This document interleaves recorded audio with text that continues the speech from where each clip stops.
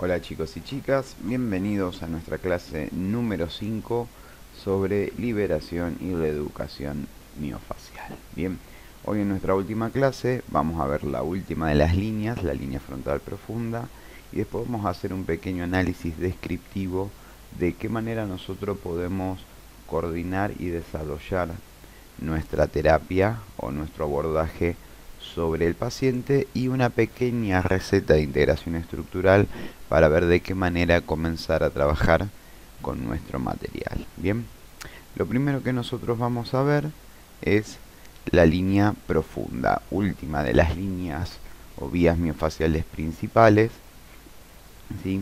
La línea profunda está encerrada entre las líneas laterales y las líneas anterior y posterior.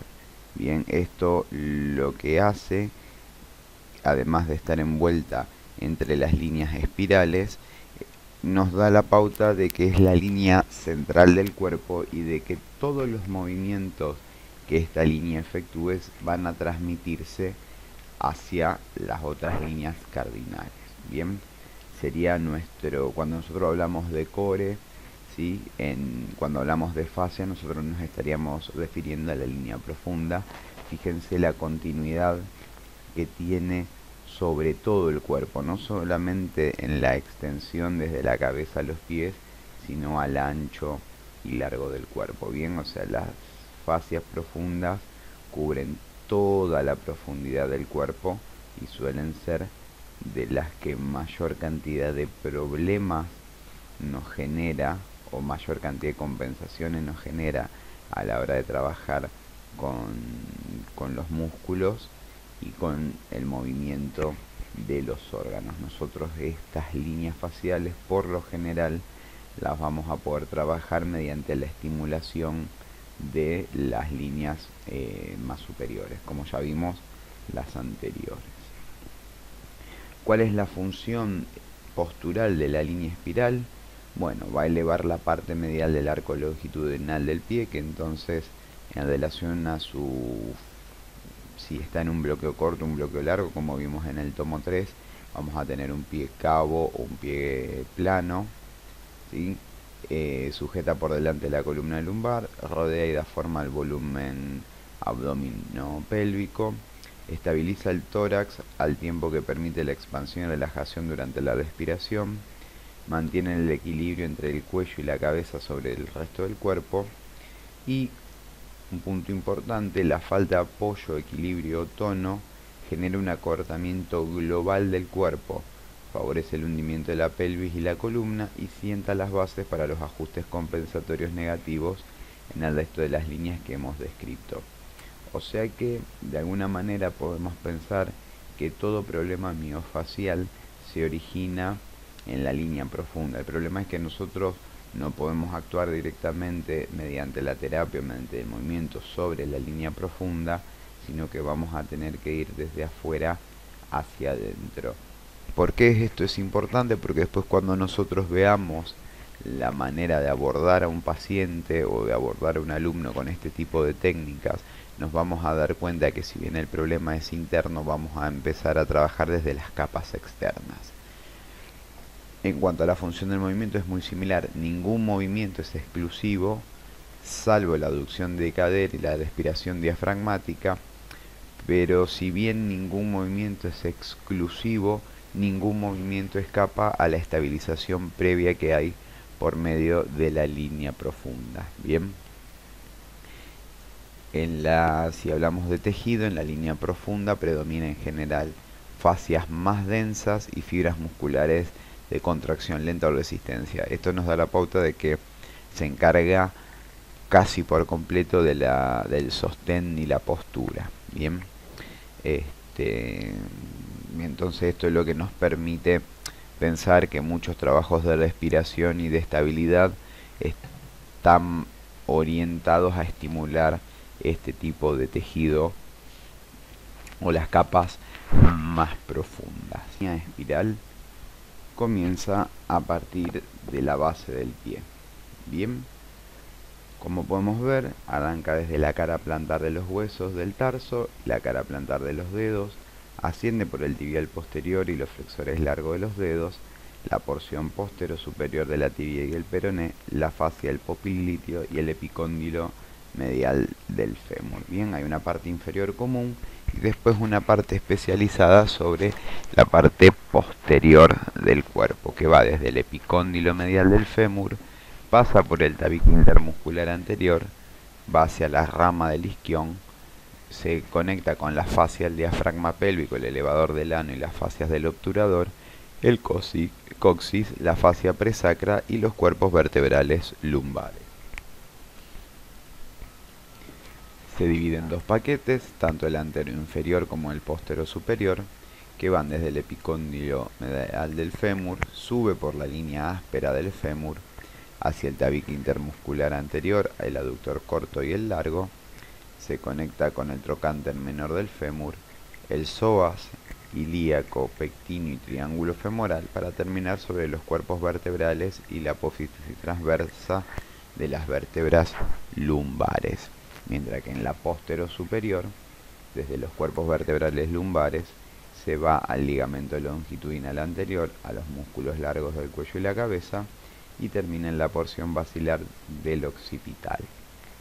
Por último, en el área media superior, desde los cuerpos vertebrales lumbares, va hacia la porción posterior, a los pilares y centros tendinosos del diafragma, se conecta con el pericardio, el mediastino y pleural parietal, pasa hacia la hoja prevertebral de la fascia cervical, el rafe faríngeo, los músculos escalenos y la fascia del escaleno medio, para terminar en la porción basilar del occipital también y de las apófisis transversa de las cervicales.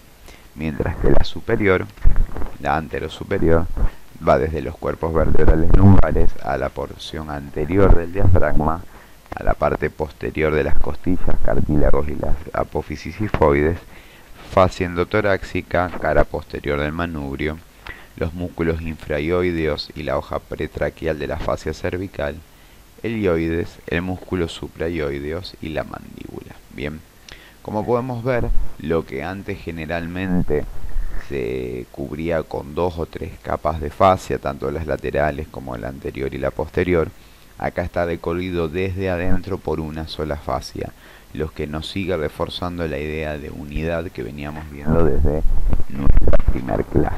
Bien, en cuanto a las consideraciones generales de movimiento, ¿sí?, los patrones habituales de compensación postural asociados a la línea profunda incluyen la flexión plantar, el pie plano y el pie cabo, porque genera tanto por bloqueo corto o bloqueo largo los dos tipos de compensaciones, la pronación y la supinación, la rodilla vara y la rodilla valga, la inclinación anterior de la pelvis, un diafragma pélvico incompetente, desalineación lumbar, restricciones en la respiración, que esto por lo general suele ser el más notorio de esta línea, ¿sí?, o donde podemos ver reflejado un problema de línea profunda, una columna cervical hiperextendida o flexionada, el síndrome de la articulación temporomandibular, disfagia y disartría y el hundimiento general del eje central que acompaña a la depresión o lo bien llamado posición del miedo. Bien,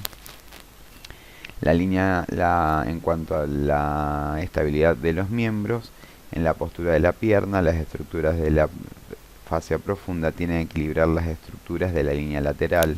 Cuando los peroneos se hallan en bloqueo corto, tienden a generar un tobillo evertido o pronado o un antepié en rotación lateral. Entonces nosotros, cuando empecemos a trabajar, vamos a empezar a trabajar sobre las líneas laterales, teniendo en cuenta que hay una línea profunda que puede estar reforzando ese patrón erróneo. Bien, en la rodilla, fíjense, la línea profunda y la línea lateral se equilibran entre sí como cuerdas de arco dispuestas a ambos lados del miembro inferior. Cuando las piernas se arquean, que genera una pierna en O, o un desplazamiento lateral de las rodillas, o también una rodilla vara, que esto se ve mucho en futbolistas, las estructuras de la línea profunda y el muslo presentarán un acortamiento, mientras que las estructuras de la línea lateral, el tracto iliotibial y los peroneos, estarán distendidos. En caso contrario, en las rodillas de X es al revés. Las estructuras laterales presentarán un bloqueo corto y las estructuras de la línea profunda estarán distendidas o un bloqueo largo. El dolor tiende a esto es importante, tiende a aparecer en el lado distendido, pero el lado sobre el que debe trabajarse es el que se presenta el acortamiento. Bien, entonces es importante, nosotros ya esto en el capítulo 2 lo podríamos haber abordado, porque si nosotros hubiésemos visto, ¿sí?, una posición en O, bien, una rodilla vara, nosotros de última podríamos intuir que había un bloqueo largo sobre la línea lateral. Bien, mientras que en una rodilla en X habría un bloqueo corto en la línea lateral. Ahora lo que nosotros podemos hacer es profundizar un poco ese conocimiento y profundizar ese análisis a través de la existencia y la interacción con las otras líneas. Bien, vamos a ver un poquito ahora sobre el análisis estructural. Esto en el manual está mucho más desarrollado, pero la idea es no tanto generarles una línea de trabajo, sino darle una pequeña guía para que ustedes desarrollen una guía de observación, ¿sí? Lo importante, como ya vimos en las clases anteriores, es poder generar una guía de observación. Bien, el objetivo del análisis es comprender el patrón inherente a la estructura musculoesquelética de cada individuo. Entonces, lo que podríamos empezar a hacer, o podrían empezar a describir, es lo siguiente. Describimos la geometría esquelética con ciertos conceptos que vamos a ver a continuación. Valorar el patrón de las partes blandas que generan o mantienen esa posición, y sintetizar una historia integradora que refleje el patrón con la máxima fidelidad. Planificar una estrategia a corto o largo plazo para resolver los elementos y evaluar y revisar la estrategia a la luz de los resultados obtenidos. Todo esto lo vamos a ir desarrollando y es la receta que vamos a ver al final. Bien, primero vamos a ver el vocabulario posicional. Para que a la hora de nosotros hablar o describir sea algo comprensible, tanto para nosotros para tomar el caso más adelante, como para explicarle al paciente o al alumno qué es lo que estamos viendo, o por ahí para compartir con otro profesional del área qué tipo de eje estamos viendo. Bien, para describir la geometría del esqueleto, ¿sí?, se desarrolla un lenguaje sencillo, pero que vamos a emplear para escribir relaciones en bipedestación, ¿sí? A veces estas relaciones en movimiento no se ven de la misma manera. Bien, el primero que vamos a ver es inclinación, ¿sí? Una inclinación indica un desvío de la vertical o la horizontal. En otras palabras, una parte del cuerpo o un componente esquelético está más alto que el otro, ¿sí? Si mi cabeza tiene una inclinación hacia la derecha, yo voy a observar que mi oreja izquierda queda relativamente más alta, lo mismo que si mi cadera tiene una inclinación hacia la izquierda, mi cadera derecha va a estar sobre el plano horizontal un poco más alto. Bien, la inclinación suele utilizarse como referencia para la posición de la cabeza, la cintura escapular dándonos una relación de los hombros, la caja torácica, la pelvis y el tarso de los pies. La flexión, en cambio, es una sucesión de inclinaciones que terminan generando una curva. Por lo general se utiliza para describir las posiciones de la columna. Bien, fíjense acá en el gráfico que la flexión también genera la inclinación. Fíjense cómo el dibujo tiene el hombro, hay una inclinación y una flexión, o sea, una inclinación derecha de la cintura escapular, teniendo el hombro izquierdo más alto, y una flexión de la columna hacia la derecha, aumentando la proporción cóncava. Es importante ver cómo compensa la cadera esta inclinación y esta flexión de la columna, ¿sí? La columna lumbar presenta una flexión y esta podría describirse como una serie de inclinaciones entre cada una de las vértebras lumbares que resumimos como una flexión derecha, izquierda, anterior o posterior. Bien, Entonces, si pensamos la flexión como una sucesión de inclinaciones, vamos a ver que la curvatura lumbar fisiológica, entonces una flexión posterior, y la columna torácica normal es una flexión anterior. La lordosis puede escribirse como una curva posterior excesiva en la columna lumbar. Bien. Las rotaciones, ¿sí?, suelen usarse en el plano horizontal en torno a un eje vertical. Entonces se utilizan para describir posiciones referidas al fémur, la tibia, la pelvis, la columna, la cabeza, el húmero o la caja torácica. Bien, las rotaciones se definen hacia donde apunta la superficie anterior de la estructura nombrada. Por ejemplo, en una rotación izquierda de la cabeza, en relación con la pelvis, la nariz y el mentón mirarían hacia la izquierda o el hueso del pubis. Vamos a ver, como vimos en el número 2, cuando veamos los patrones de compensación, que por lo general, si mi cabeza rota hacia la izquierda, mi tronco va a rotar hacia la derecha para tratar de compensar esa verticalidad. Bien. Fíjense, acá está mejor descrito. Esta observación es crucial para la estrategia terapéutica. En el individuo, sobre todo de la foto, el intento de subsanar la dotación de la cabeza mediante los músculos cervicales fracasa. Entonces son las estructuras localizadas entre la costilla y la pelvis las que determinan este patrón rotatorio.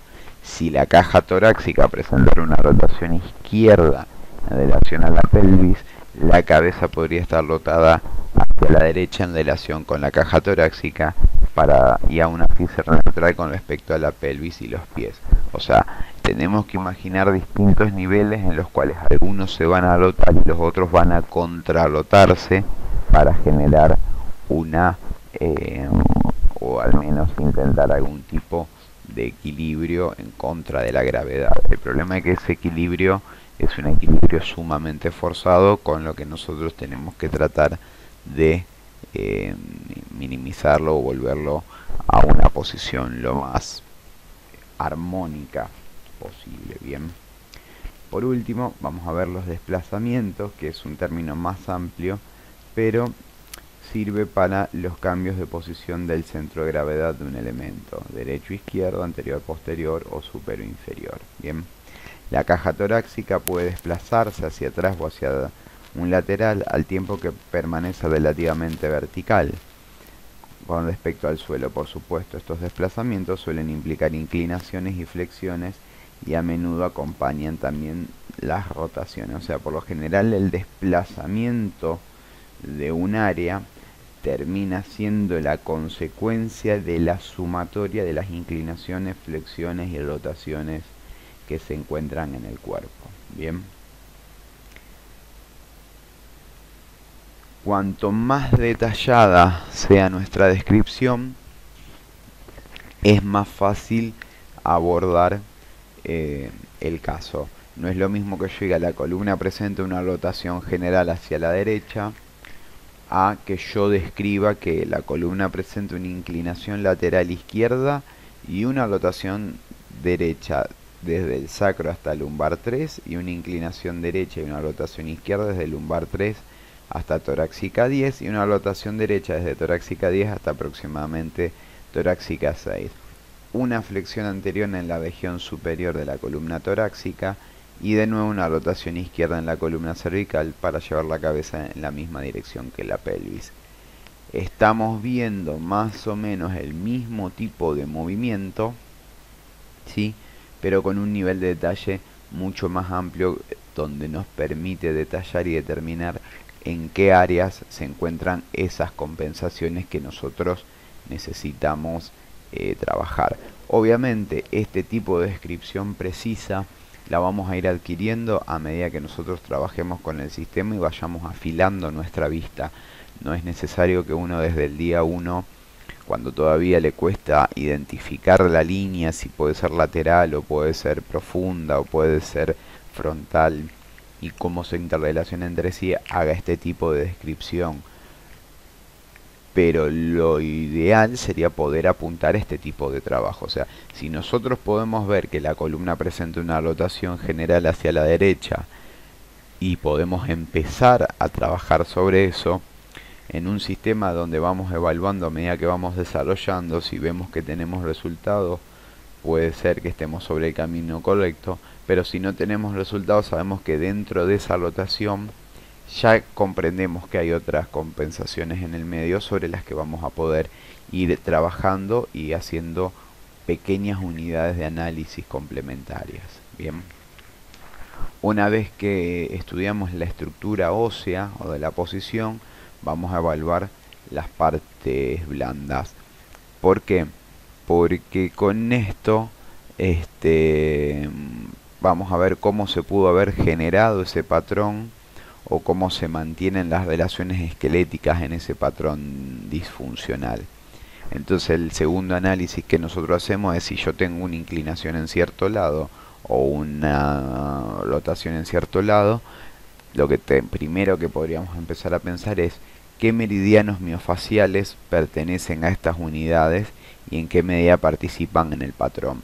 Como vimos antes, o sea, cuando yo tengo una rodilla inclinada tanto hacia adentro o hacia afuera, qué línea yo tendría que empezar a ver, si hay un bloqueo corto o un bloqueo largo sobre la línea lateral, en qué área se encuentra el dolor, cuál es el tipo de rotación que yo puedo encontrar. Por ejemplo, si yo tengo una rotación en la tibia, qué líneas pueden estar generando esa rotación en la tibia que hace que cuando yo me arrodille sienta dolor, y qué músculos están implicados en esa línea, en ese área. Por ejemplo, si el hombro del lado derecho se encuentra mucho más alejado de las apófisis espinosas que el izquierdo, entonces podríamos empezar a pensar que el cerdato anterior está en bloqueo corto. Y ahí empezamos a descartar. Si el tratamiento exclusivo del cerdato consigue que la escápula vuelva a su lugar, bien, ya está. Solucionamos un primer problema. Después tenemos que ver por qué ese cerdato entra en bloqueo corto, pero por lo menos el primer problema está resuelto. Ahora, si ese cerdato, trabajándolo, flexibilizándolo, no hace que el hombro vuelva a su lugar, empezamos a evaluar el resto de esa línea espiral. ¿Dónde están las costillas derechas más cerca de la espina ilíaca anterosuperior izquierda o viceversa? Entonces, tal vez la elongación del oblicuo externo derecho, del oblicuo interno izquierdo y de su fascia permita que el trabajo sobre el cerdato dé el resultado, porque tal vez el problema que yo estoy trabajando a nivel local tiene un origen un poco más lejos y del otro lado del cuerpo, que son muchas de las relaciones que nosotros venimos viendo en los tomos anteriores. Entonces empieza a tener un poco más de sentido. Bien, fíjense que la evaluación, las rotaciones del tronco y de los miembros inferiores suelen implicar la participación de la línea frontal profunda, de la línea espiral o de ambas. Nosotros por lo general siempre vamos a empezar trabajando sobre los músculos y la línea espiral antes que la profunda. Bien, las rotaciones de los miembros superiores se relacionan con las líneas profundas anterior o posterior del brazo. En las diferencias entre ambos lados suelen participar porciones de la línea lateral en el exterior y de la línea frontal profunda en el centro. Debe evaluarse y registrarse siempre el equilibrio entre las líneas superficiales anterior y posterior. Si apareciese algún músculo individual, es el responsable del patrón, nos fijaremos en las líneas en las que participa dicho músculo. La posición relativa de las líneas con respecto a las demás y a sus planos faciales también es importante. Entonces nosotros tendríamos que ir desde un análisis muy general a un análisis un poco más detallado, línea a línea. Obviamente al principio esto parece un montón de información, pero esto lo podemos ir haciendo de a poco con ejercicios básicos o con evaluaciones básicas, ver cómo el paciente o el alumno responde y a partir de ahí seguir profundizando. ¿Sí? Acá podemos ver un ejemplo con una posición obviamente exagerada a propósito para que sirva de ejemplo, en lo que empezamos a ver, además de la postura esquelética y la posición o el estado de la fascia, el historial, o sea, qué historia de movimiento tiene ese cuerpo para ver por qué puede haber generado este tipo de patrón compensatorio, ¿sí? En la tercera fase nos encargamos de unir los hilos correspondientes al esqueleto y las partes blandas para tejer una historia. Al evaluar el patrón del paciente, observamos un acortamiento en la línea espiral izquierda, la línea funcional frontal derecha y la línea lateral derecha, similar a la postura exageradísima, ¿sí?, que tenemos acá. El paciente es un entusiasta del tenis y observando una simulación de su forma de jugar, vemos que genera el acortamiento de estas tres líneas para llevar el hombro hacia abajo y por delante de la caja torácica. Entonces, en pos de darle más potencia con el brazo derecho a un golpe de tenis, está forzando de manera equivocada todas este conjunto de líneas que produce este acortamiento y esta posición. Fíjense cómo la inclinación del tronco, ¿sí?, y la flexión de la columna está siendo compensada con la inclinación opuesta de la cabeza. Nosotros acá podemos ver que la oreja derecha está más alta que la oreja izquierda, sin embargo el hombro derecho está más bajo que el hombro izquierdo, ¿sí?, generando la flexión o parte cóncava en el lateral, ¿sí? Este lateral está afectado por la línea funcional sí, frontal de la derecha y la línea lateral derecha y la línea espiral izquierda que nace y pasa por esta zona, baja por atrás de la espalda como vimos, pasa por abajo del dorsal y se estaría comunicando hacia la cadera izquierda.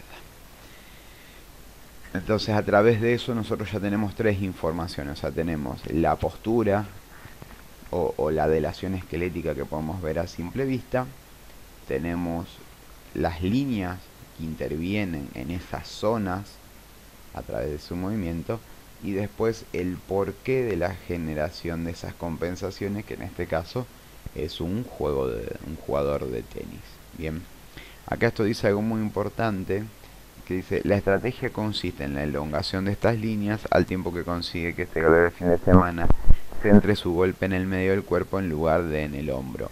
Entonces acá tenemos dos cuestiones: el trabajo que nosotros hacemos sobre el tejido y el trabajo que nosotros deberíamos hacer reeducando el movimiento, porque si nosotros estiramos el tejido y no hay una reeducación del movimiento, el golpe va a volver a generar este tipo de compensación.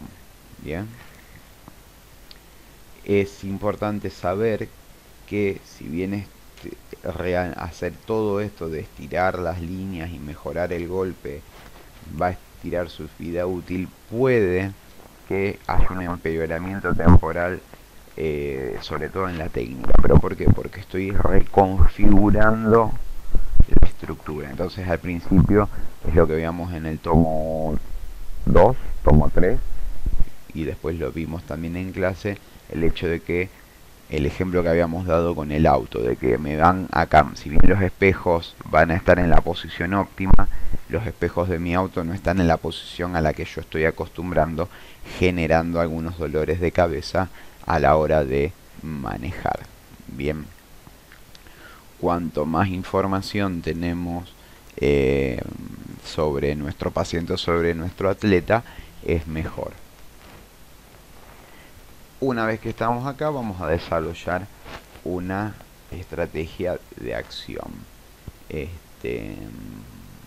Bueno, esto es muy sobre el ejemplo, vamos a ir directamente sobre los pasos. Una vez que nosotros tenemos identificadas las zonas, tendríamos que estirar lo que está en bloqueo corto, fortalecer lo que está en bloqueo largo, bien, y reeducar el movimiento, hacer un pequeño bloque de trabajo y reevaluar, otro pequeño bloque de trabajo y reevaluar. Yo en estos casos no planteo trabajos a muy largo plazo, porque puedo estar trabajando un montón de tiempo sobre una zona, como vimos antes con el dorsal. Por ahí estoy mucho tiempo trabajando sobre un dorsal, mientras que mi problema, o un serrato, mientras que mi problema termina estando en los oblicuos opuestos. Bien. Bien, entonces lo último que vamos a ver en nuestro curso es un poco de una receta de vías anatómicas, ¿sí?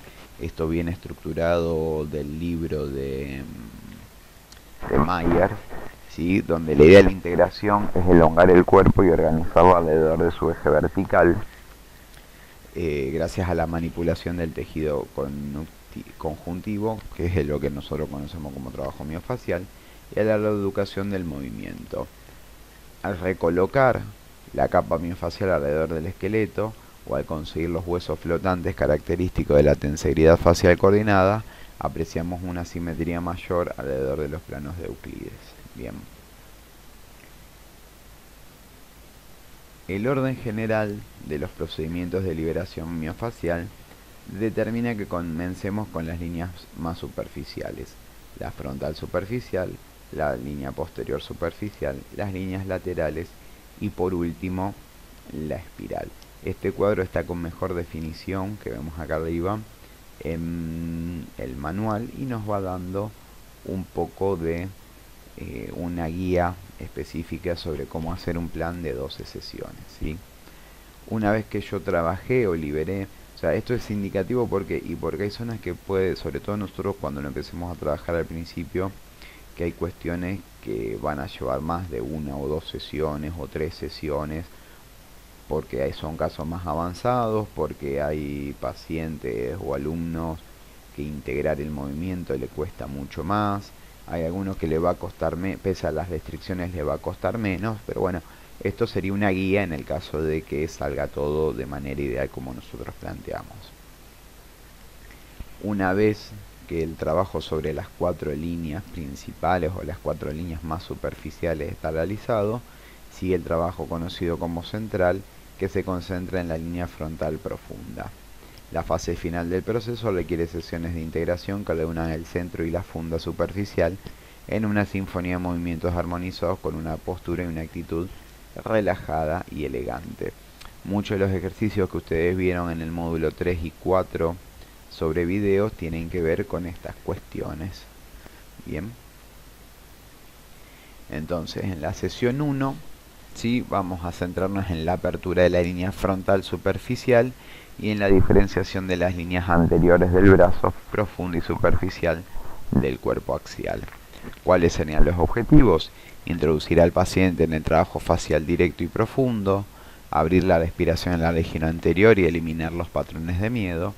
En general, elevar la línea frontal superficial y abrir las porciones proximales de las líneas anteriores del brazo.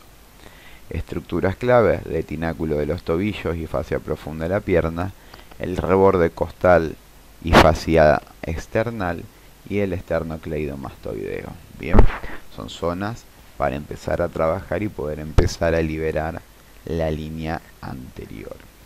En la segunda sesión nos vamos a centrar en la línea posterior superficial y en la diferenciación de las líneas posteriores profunda y superficial del brazo del cuerpo axial.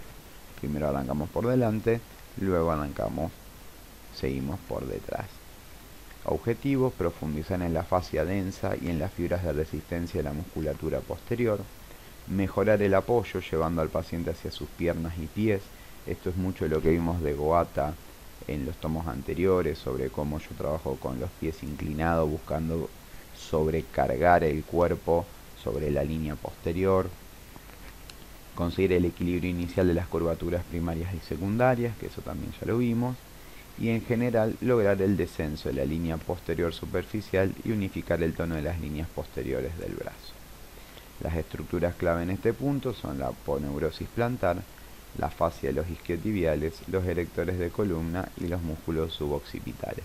Tengamos en cuenta por eso que ahí, dependiendo del caso, muchas de estas estructuras van a estar más densas o más tensas que otras, por lo que no lo tomen sesión a sesión, sino que tómenlo como bloques de trabajo. Bueno, esta semana me voy a tomar toda una semana para trabajar sobre el bloque 1. Esta semana me voy a tomar el bloque 2 y lo voy llevando al tiempo de adaptación que tenga el paciente. Lo importante es esto, es siempre poder ir al tiempo necesario de adaptación del tejido y de adaptación de lo que está haciendo. Bien, la ventaja de esto es que cuando empiezan a hacer algunos ejercicios sencillos, la mejora es bastante notoria,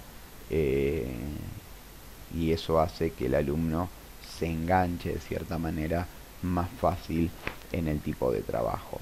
Bien, en nuestra tercera sesión vamos a trabajar sobre la línea lateral, en la diferenciación de las 4 líneas del brazo desde abajo y en la apertura de las regiones laterales de la línea frontal profunda en cualquiera de los dos extremos de la caja torácica.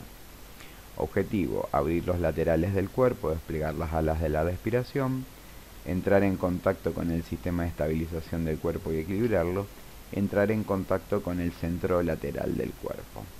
Estructura clave: fascia de los peroneos, el tracto iliotibial, las costillas laterales, el cuadrado lumbar y la miofascia de los escalenos. En nuestra sesión 4 vamos a ver el tono de la línea espiral derecha e izquierda. Vamos a tratar como objetivo de liberar las restricciones impuestas por cualquier rotación superficial, equilibrar el cabestrillo que rodea la escápula, equilibrar el cabestrillo que sostiene los arcos del pie. Recuerden que la línea espiral genera una especie de cuerda de saltar por debajo del eje del pie, y completar el trabajo de las líneas de la funda superficial.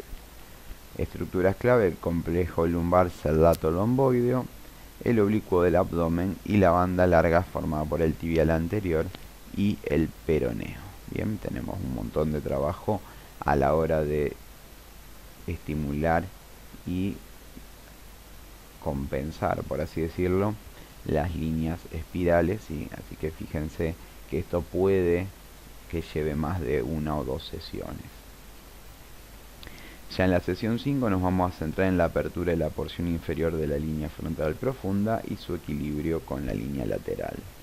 Vamos a tratar de desarrollar el apoyo proporcionado por la cara interna del miembro inferior, abrir y equilibrar el comportamiento de los aductores y liberar la pelvis desde abajo. Estructuras claves: porción profunda del compartimiento posterior de la pierna, el grupo aductor y las inserciones del complejo del psoas en el trocánter menor, ¿sí? Luego en la 6 vamos a centrarnos en la apertura de la porción de la línea frontal correspondiente al tronco, y lo tomo las líneas anteriores del brazo, especialmente la línea anterior profunda del brazo, que como nosotros vimos tiene conexión con el pectoral menor y las costillas. Objetivos: encontrar la colocación y el apoyo adecuado para la columna lumbar, equilibrar el psoas y el diafragma para liberar la respiración profunda, y encontrar la coordinación del diafragma pélvico y el respiratorio. Estructuras claves: psoas, diafragmas, ligamento longitudinal anterior y las inserciones viscerales. Bien, esto es importante que nosotros también lo trabajemos. O sea, si soy profe, trabajarlo con un kine, y si soy kine, algunos movimientos yo los puedo dosificar y los otros debería trabajarlos con algún profe de educación física o licenciado en educación física que esté orientado en el tema. O sea, si yo voy a estar haciendo trabajo sobre la línea anterior y la línea posterior en forma de abrirlo, y después a la hora de hacer trabajos voy a hacer sentadillas con una barra cargada en la espalda, muy probablemente de un paso atrás y un paso hacia adelante, ¿sí? Tengo que tratar de centrarme en el método y en empezar a trabajar sobre movimientos que respeten este tipo de cargas.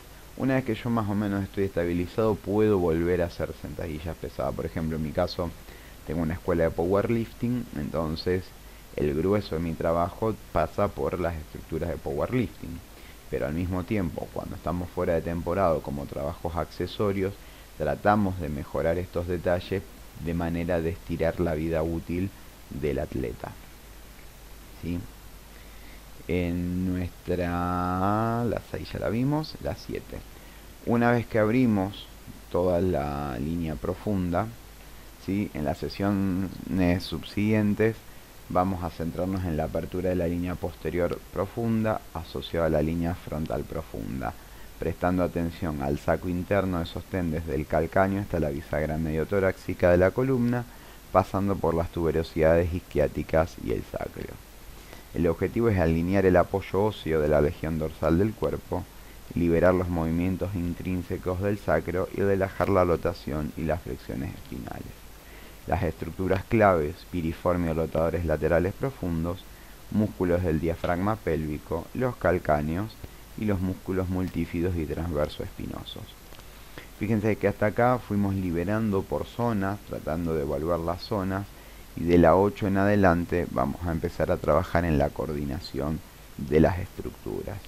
En la sesión 8 nos vamos a centrar en la apertura de las porciones de la cabeza y el cuello, de las líneas profundas anterior y posterior, y conectarlas a las líneas del brazo. Ya empieza a haber un trabajo más integrador entre estructuras y líneas.